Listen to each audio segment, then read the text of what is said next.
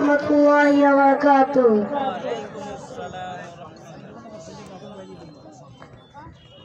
একটি শোক সংবাদ, ঢাকা ইদ্রাকপুর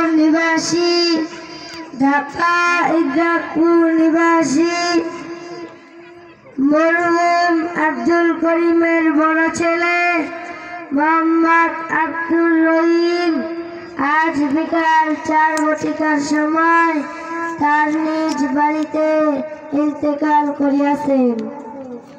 ইন্না লিল্লাহি ওয়া ইন্না ইলাইহি রাজিউন। মরহুমের জানাজার নামাজ রওজাতুল আতফাল মাদ্রাসার মাহফিলের স্টেজে এখনই অনুষ্ঠিত হইবে ইনশাআল্লাহ। জানাজার নামাজ কে পড়াইবে? ভাই, আপনারা কেউ চিন্তা করিবেন না, আমি রওজাতুল আতফাল মাদ্রাসা থেকে একজন হুজুর এনে জানাজার নামাজের ব্যবস্থা করতেছি। আসসালামু আলাইকুম। হুজুর কি মাদ্রাসা আছেন? ওয়া আলাইকুম আসসালাম ওয়া রাহমাতুল্লাহি ওয়া বারাকাতুহু। জি আছি। আপনি কে? হুজুর, আমি আব্দুল জলিল, উত্তরপাড়ার আব্দুল করিমের বড় ছেলে মোহাম্মদ আব্দুর রহিম ইন্তেকাল করিয়াছেন। তার জানাজার নামাজ পড়ানো লাগবে।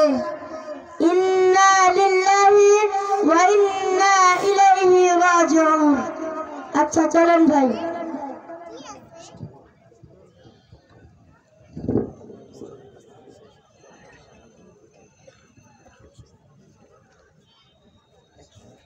আসসালামু আলাইকুম ওয়া রাহমাতুল্লাহি ওয়া বারাকাতুহু।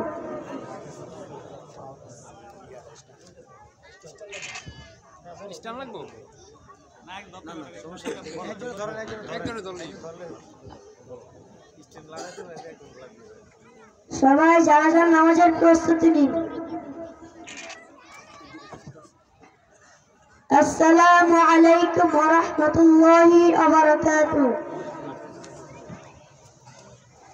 জানাজার নামাজের 2টি কাজ ফরজ। 1 নম্বরে 4 বার আল্লাহু আকবার বলা, 2 নম্বরে দাঁড়াইয়া জানাজার নামাজ পড়া। জানাজার নামাজের 3টি কাজ সুন্নত। প্রথম তাকবীরের পর সালাত পড়া, দ্বিতীয় তাকবীরের পর দুরূদ শরীফ পড়া, তৃতীয় তাকবীরের পর মাইয়িতের জন্য দোয়া করা। যারা আরবিতে নিয়ত করেন তারা আরবিতে নিয়ত করবেন। نويت أن أؤدي لله تعالى 4 تكبيرات صلاة الجنازة فرض الكفاية، الثناء لله تعالى والصلاة على النبي والدعاء لهذا الميت متوجها إلى جهة الكعبة الشريفة. الله أكبر.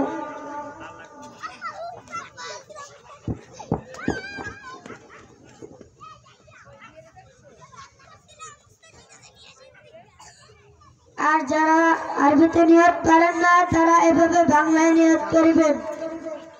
আমি আল্লাহর জন্য কিবলামুখী হয়ে ফরজে কিফায়া জানাজার নামাজ 4 তাকবীরের সহিত এই ইমামের পিছনে এই মাইয়াতের জন্য আদায় করিতেছি। আল্লাহু আকবার। এখন জানাজার নামাজ শুরু হতে যাচ্ছে।